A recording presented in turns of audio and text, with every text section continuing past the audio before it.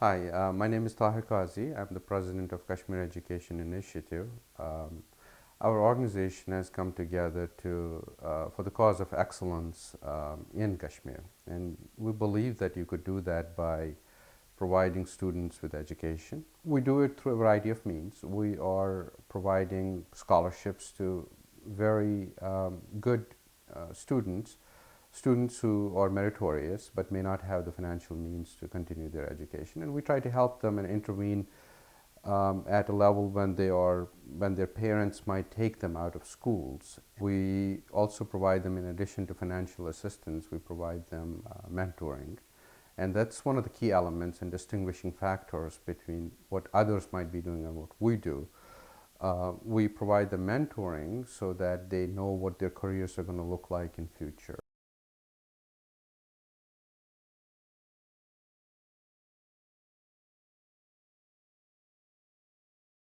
Extremely smart kids, meritorious kids, those who have good potential to become leaders in the society and provide very productive contribution to the society there and to the global community in general. That's what we do. My name is Bisma Akram. I'm 15-year-old. I think that the only lifeline for me to study in IMI is KEI. I want that it should sponsor me fully so that I don't get any sort of problem in studying in Iqbal Memorial, at least up to 10th. I like many subjects according to the teacher and in what way she or he teaches us and how are the lessons. Our school has a volleyball team and I have been chosen for this year volleyball division level. Hi, my name is Uwais Tawseed Mir. I'm presently reading Iqbal Memorial Institute, Bimna, Srinagar, and my age is 15 plus. I'm studying in 9th class. My favorite subject is maths and science.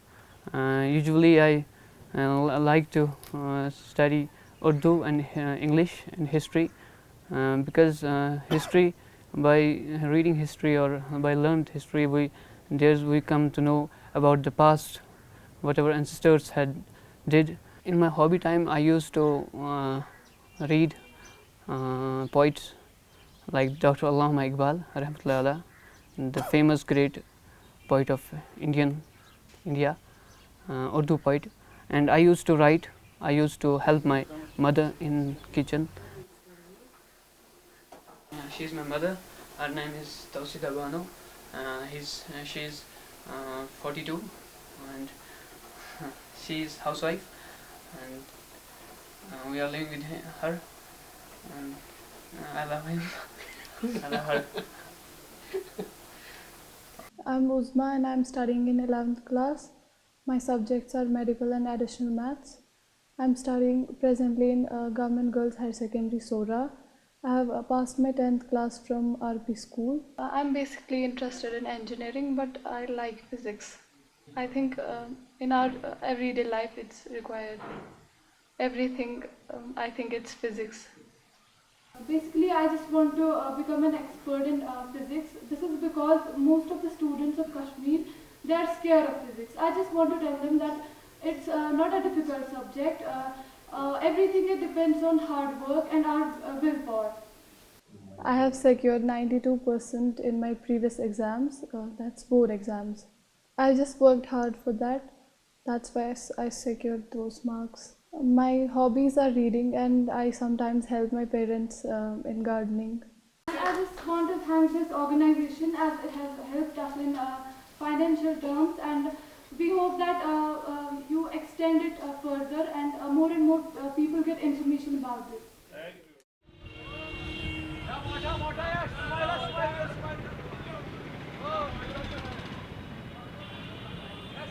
In 2006 or 2007, a few friends in Boston, all of us were coming from the same background, and at that time we thought that we must come to the rescue of those students who are academically brilliant, but at the same time they cannot, they'll become a victim of their fate. They cannot get access to good quality education. They wouldn't be able to go to good schools.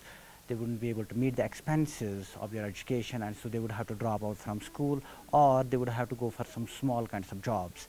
So we didn't want that to happen. We wanted to identify the academically brilliant students, but at the same time who did not have financial resources to continue that kind of education that would be compatible with their quality or their intelligence, or what they could achieve in life.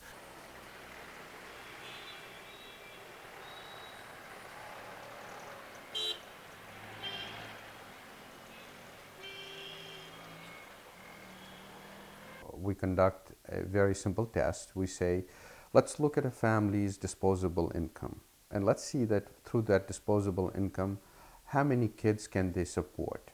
And if they're not able to support kids, and this target kid happens to be one of the kids in that family, that the kid gets put in the pool of considered kids for the scholarship. Then we look at their merit. What have they done in a entrance test? And we also look at their previous scores, the scores that they have gotten in a previous class or something like that. And then as a result of that, then we use a blended formula where we say 60% of the weight is given to their merit, 40% is given to their financial situation, and then we create a list of students based on that. Let's say that we have 200 kids and we have put them in descending order with the highest score at the top. We cut off at a certain point. If we're going to support 50 kids this year, we just cut them off at number 50. It's a very transparent, very mechanical process. So there's no subjectivity in selection. मेरे 3 बच्चे हैं, 2 बेटी 1 बेटा। बड़ी बेटी 12th में पढ़ती है और ये 8th में और बेटा 4th में। जैसे कि मेरे घर के हालात हैं, उनकी वजह से मुझे लगता है कि KI ने मुझे बहुत हेल्प किया, नहीं तो मेरे बच्चे इस स्कूल से कब के उठ गए होते। लेकिन एक गुजारिश है कि अगर मेरे एक बच्चा पूरा फुल स्पॉन्सर होता KI से, तो उससे बहुत ही मुझे हेल्प मिलती। स्कॉलरशिप के बगैर हम चाहते हैं कि आप इनकी गाइडेंस कीजिए, क्योंकि आप इनको ज़रूरत है आगे कैरियर चुनने में, क्या करेंगे यह हमें भी उतना मालूम नहीं है। तो लेकिन अगर आप कर सकते हैं इनको गाइडेंस कैरियर के लिए, तो वो बहुत ही हमें प्लस पॉइंट होगा हमारे बच्चों के लिए।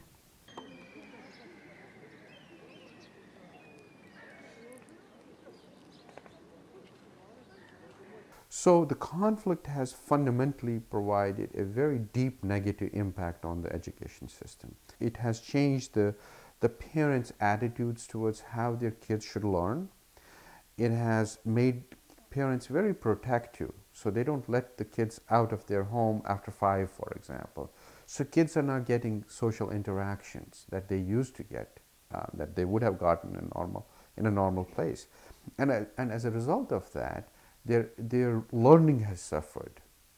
So in 2010, as a result of protests, schools got closed for I think 3 months, close to 3 months or 4 months. And as a result of that, kids' education suffered significantly. So kids basically stayed home, students stayed home. They did not have access to regular schools and regular educational materials. And I personally interacted with kids at that time, 8th grade, 9th grade, 10th grade, my cousins, my nephews, and my nieces. And they were deeply frustrated, and they didn't know how to get education. So how to interact with people. They were confined to their homes. So we thought of many models at that time to help them. After things got a little better, we started a winter coaching program to supplement the things that they would have learned in school had they gone to school during the conflict period, during these curfew period and protest period. We said, why don't we put a winter coaching program together? We brought in a bunch of teachers, and we basically funded that initiative and helped them supplement their education, gave them the skills that they did not learn during that summer. So that's really how we approached it at that time. From 2008 to 2010, we were having many problems and sufferings here in Valley, and because of strikes here the condition was not better to prevail good education here, so we were denied from the good education. KEI provided private tuitions in winter classes, but it's not sufficient for 10th classes that they provide in winter tuitions only. We are having private tuitions whole the year. So I request to KEI that they can provide to provide quality and better education by providing private tuitions.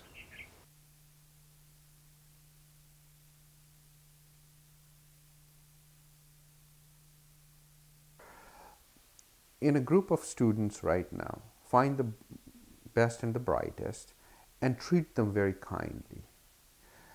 The thought is, and it's a very simple thought, the thought is when they grow up and when they could be in leadership positions and they see that they were treated very kindly by some unknown people, they will treat others very kindly and they might become good leaders and in the process create lasting change in the society and become very productive members of the global society. I have my own vision to dream it. I think it's not their economical assistance, but they are preparing us, we people, to do the same at our turn. We are being benefited by this assistance at this time. This creates a sort of inspiration and a sort of propellant in we people to do the same at our time. So this is one of the features of KA. Plus the academic guidance that is available at KA is also very important.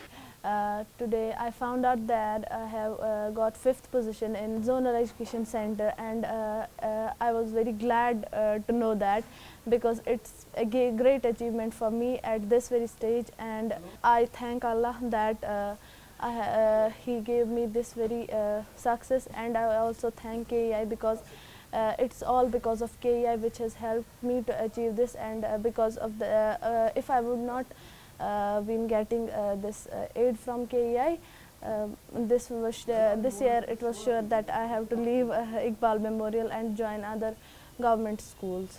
So I'm very pleased, and believe me, I'm very happy to know that this Bisma has secured the 5th position in the cluster. Had she not been helped by the Kashmir Education Initiative, I'm sure that she would have languished there at home and she would have passed as a common illiterate Kashmiri girl. It's but for the financial intervention of the organization that has pulled her out from the quagmire of poverty, and then she is there in the main system there. If these such students are helped at the appropriate time, I'm sure that they will shine, and the day is not far off when they will excel in the field of education.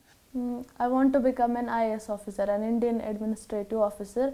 Apart from that, inshallah, when I will become that, I want to open a school for children like me, how I have suffered to study and how my parents are managing for me so that I can continue my studies in Iqbal Memorial. I want that they should get quality education through me.